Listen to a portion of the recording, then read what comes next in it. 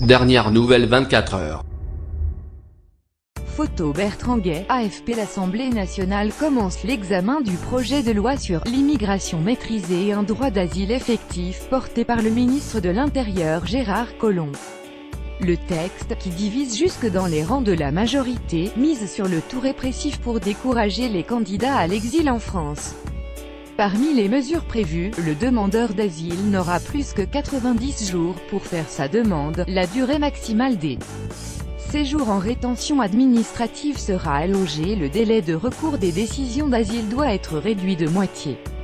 Malgré quelques amendements en commission, certains députés marcheurs menacent d'ores et déjà de ne pas voter le texte en l'état. Photo Stringer, AFP. Malgré les frappes aériennes occidentales qui ont visé les capacités chimiques présumées du régime de Bachar al-Assad samedi, l'enquête sur l'attaque au chlore et au gaz sarin de Douma se poursuit.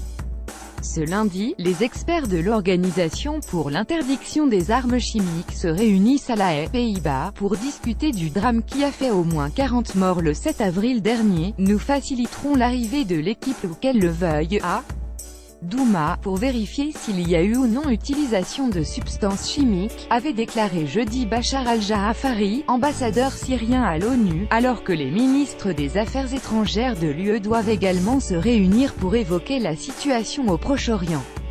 Photo Luis Jeans, AFP. Au lendemain de manifestations massives à Barcelone pour protester contre la détention de 9 figures indépendantistes, la justice espagnole poursuit son travail. Alors que les 9 dirigeants devraient se voir notifier leurs charges par la Cour suprême, l'ex-chef de la police catalane, Josep Luis Trapero, inculpé pour sédition, sera, lui, entendu par la justice à Madrid.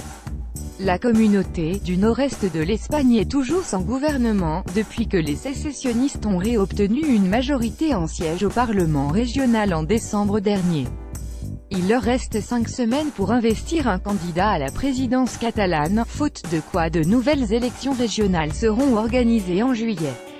Accident de Saint-Médard-sur-Île, la SNCF au tribunal. C'est un procès attendu qui s'ouvre à Rennes. Le 12 octobre 2011, un accident entre un camion et un TER sur un passage à niveau de Saint-Médard-sur-Île, Ille-et-Vilaine, faisait 3 morts et 61 blessés.